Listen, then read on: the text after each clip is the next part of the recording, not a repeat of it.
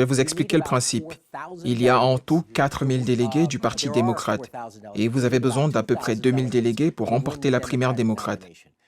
Le vote démarre le 3 février dans l'État de l'Iowa et juste après, c'est l'État du New Hampshire.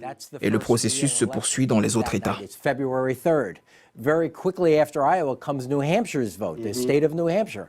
They'll have their election, and then it starts to progress from there. So if I can interrupt, Ça veut dire que les démocrates inscrits au parti dans l'Iowa et le New Hampshire votent pour choisir leur candidat préféré et sur la base du nombre de voix obtenus par le candidat, ils décrochent le soutien d'un certain nombre de délégués.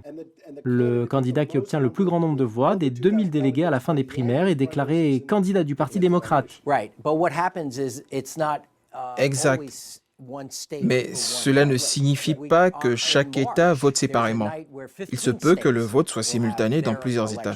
Lors d'une journée de mars, 15 États votent en même temps. Parmi eux, de grands États qui comptent un grand nombre de délégués, comme la Californie par exemple. À la fin de cette journée, le choix est fait pour plus de 60% de délégués. 60%? Oui, 60%. Alors, ce qui est très intéressant sur cette journée, qui est appelée le Super Tuesday, On appelle ça le Grand Mardi parce qu'il y a beaucoup d'élections. oui, exactement, il y en a beaucoup. Alors, celui qui remporte le Super Tuesday, et la règle est la même pour les deux partis, il obtient 95% des soutiens pour la présidentielle.